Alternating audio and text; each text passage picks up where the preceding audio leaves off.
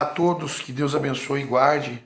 Estamos aqui para mais um vídeo, mais um dia, né? Todos os dias um vídeo novo para você. E hoje falamos sobre fé e política. Que Deus nos abençoe e nos guarde e que nós possamos colocar mais um dia sobre a política, pela ótica do evangelho, tá?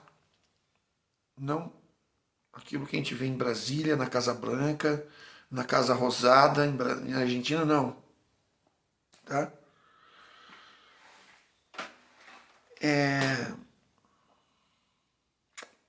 Política segundo a palavra de Deus. Às vezes dá vontade de dar a opinião pessoal, né? Mas a gente não pode. A gente não pode confundir, né? Então, eu vou trabalhar hoje em cima da passagem de Atos dos Apóstolos, capítulo 1, versículos de 15 até o final, até 26, tá? Então, vamos ver o que Deus quer falar conosco nessa passagem. Num daqueles dias, levantou-se Pedro no meio de seus irmãos, na assembleia, reunida, que constava de umas 120 pessoas, e disse: Irmãos, convinha que se cumprisse o que o Espírito Santo predisse na Escritura, pela boca de Davi, acerca de Judas, que foi o guia daqueles que prenderam Jesus. Ele era um dos nossos e teve parte no nosso ministério. Este homem adquiria um campo com o salário do seu crime.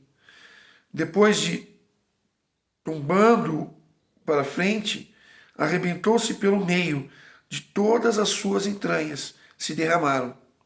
Tornou-se esse fato conhecido dos habitantes de Jerusalém, de modo que aquele campo foi chamado de língua deles Acéldama, isto é, campo de sangue, pois está escrito no livro dos Salmos: fique deserta a sua habitação, e não haja quem nela habite, e ainda mais, que outro receba o seu corpo. Salmo 68 e 108.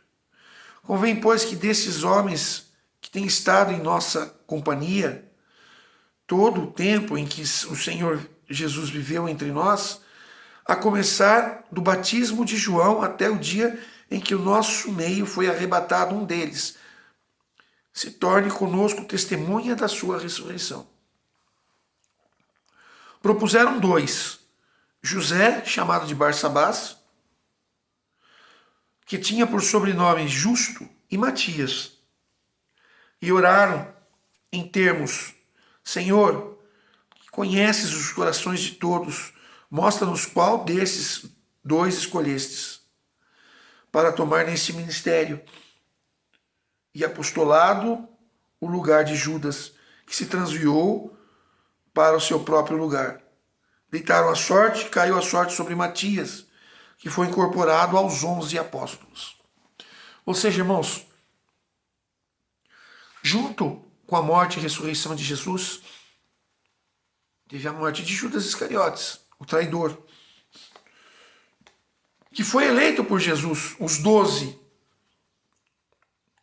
Jesus os elegeram, Jesus os escolheu, Jesus os elegeu, Jesus os escolheu. E Jesus foi, morreu, ressuscitou, e Jesus tinha escolhido 12, e era para que continuassem 12. Só que tinham 11. Então foi proposto uma eleição. Segundo aqui a palavra, tinha pelo menos mais ou menos 120 pessoas. E Pedro, como líder, toma a palavra. Você vê lá, Pedro faz a primeira pregação, as pessoas são convertidas, Pedro toma a palavra, aí a gente vê a autoridade e a legitimidade da autoridade de Pedro. Né? Há uma legitimidade perante Cristo na autoridade de Pedro. Então Pedro fala, olha, para os 120, E por que os 120? Porque havia uma eleição. Porque era necessário que se escolhesse dentre esses aquele que substituiria Judas Iscariotes na evangelização. Então, vieram dois, José, chamado Barsabás, e Matias. Como foi escolhido esses dois? Talvez por Pedro, pela sua legitimidade de autoridade, talvez por uma pré-eleição entre os 11, não é? Sei que tinham esses dois. Foi colocado para votação. E veja que interessante. Aqui a gente aprende muito com relação à fé política. Porque a partir do momento que os dois estavam, eles colocaram eles no centro, impuseram as mãos e falaram: Senhor, nos mostra qual é o seu escolhido. Em quem eu devo votar? Em quem é o meu candidato? Por que eu devo votar nesse candidato? E na eleição, na oração,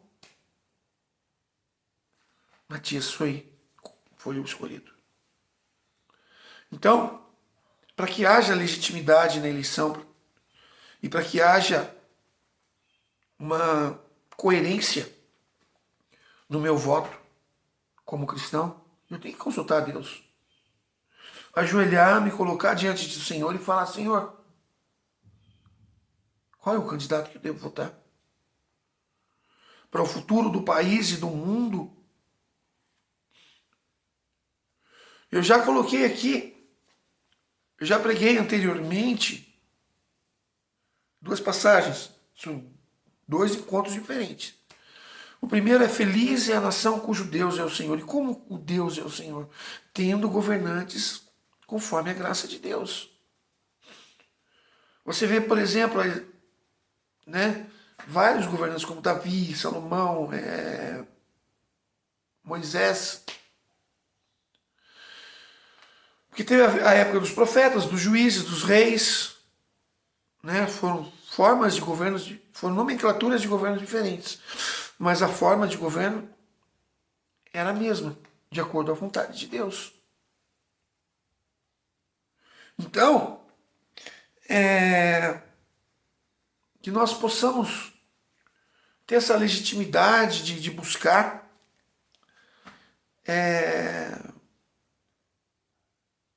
verdadeiramente aquilo que Deus quer. Quando na nossa eleição. Aqui Deus nos ensina a votar. Na eleição de Matias. Aqui Deus nos mostra um caminho que nós devemos seguir na nossa eleição como candidato. Tá? E aqui eu não estou trazendo o candidato X, Y, Z. Mas eu estou falando aquilo que a palavra está nos mostrando.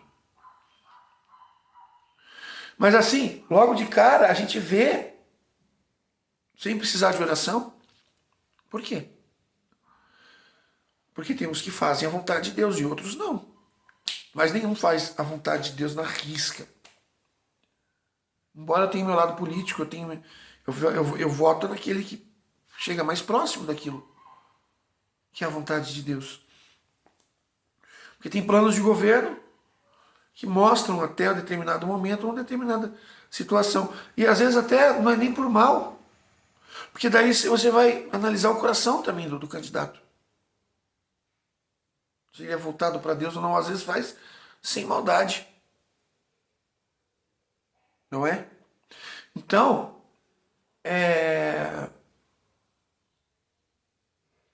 que nós possamos assim enxergar e entender qual é a real vontade de Deus.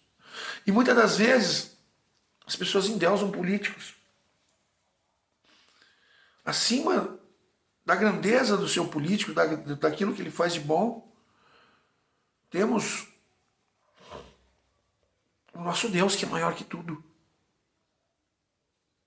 É nele que devemos idolatrar, é nele que devemos consultar. Mas a palavra, o próprio Cristo fala lá no seu Evangelho, Que a árvore se conhece pelos frutos. Principalmente político tem muitos frutos, porque é o seu mandato e, dentro do seu mandato ele vai mostrar os frutos daquilo que ele construiu. E é bom dizer, sem falar de ideologia, sem falar de partidarismo, sem falar de nada. Mas sem você prestar um pouco de atenção, tem uns que são anticristãos. Mas que na época de eleição, ou que tentam mostrar para você que é cristão. Mas se você olhar a forma de governar, se você olhar os propósitos, as propostas, o plano de governo, você vê que ele vai contra a vontade de Deus. E às vezes você pega ele falando também que é contra Deus. Então, aqui essa passagem nos mostra isso, como devemos escolher o nosso candidato. Como devemos votar. Não é? E primeiro, ore. Pergunte a Deus. Senhor, qual é o candidato que o Senhor quer que eu vote?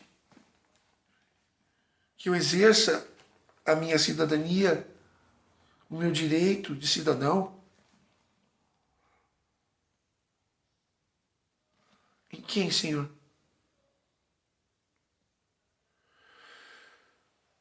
Como eu falei, né? Vou colocar até 3. Eu falei, feliz é a nação cujo Deus é o Senhor, que mostra que nós devemos orar por aquele que Deus escolheu. A outra passagem é quando o justo governa, o povo geme. É uma passagem que mostra que às vezes a gente escolhe errado e aí a gente vê o resultado, a situação do país como ela está. Aí é resultado dessa segunda que nós já pregamos aqui. E a terceira que nós pregamos aqui, ser submisso às autoridades. Então, que escolhamos conforme a vontade de Deus. E que possamos também ministrar, onde nós tenhamos liberdade de culto religioso, onde a gente possa trabalhar, não é? Onde a gente tenha direito de falar aquilo que a gente tem que falar segundo a palavra. Aonde eu possa falar, eu possa pregar, e isso é a palavra também que está mostrando, que há 2 sexos, homem e mulher. Como eu falei nas pregações anteriores, que para Deus é sim ou não existe meio termo. O que vem no meio termo é de Satanás. Então só existe ou homem ou mulher, não existe meio termo. Também. Para Deus não tem mais ou menos. Ou é ou não é. Embora, né, nós precisamos entender, nós precisamos buscar e colocar na palavra e sempre poder se colocar e pedir a Deus que Deus nos dê bons governantes. Orar, como aqui está falando, o Senhor nos dê governantes capazes. Só que agora nós temos os nossos governantes que são capazes ou não vou entrar em questão. Mas ore a Deus mesmo assim, se você gosta ou não gosta do governante, o Senhor capacita. Unja. Porque daí já não é mais o seu lado político, mas pela questão religiosa. E que mesmo que se não haja uma conversão por parte do seu governante, que Deus tome as rédeas, que Deus esteja à frente, porque muitas das vezes, quando tudo parecia perdido, a oração do povo transformava aquela realidade. Um povo, às vezes, que escolhe durante anos e anos errado e fortalece um sistema, e esse sistema se volta contra o próprio povo. Esse sistema se revolta contra o próprio povo. Eu não estou falando de governo X ou Y, mas estou falando de uma certa forma. Por quê? Porque largaram do Senhor. Porque não colocaram a oração em primeiro lugar. E isso foi destruindo, pouco a pouco, o país, as instituições, porque não se consultou Deus. Orou, votou, quer dizer assim, eu vou lá e voto. Mas que nós tenhamos o coração voltado para a graça de Deus, que nós tenhamos a certeza que o seu voto seja o único voto daquele candidato, mas que seja guiado por Deus. Mesmo que você ache que você perdeu o seu voto, é preferível você perder o seu voto orando, como os apóstolos fizeram aqui, do que você votar na pessoa que ganhou e não te trazer, e não ser conforme a vontade de Deus. Amém? Que Deus nos abençoe e até a próxima. Fica com Deus.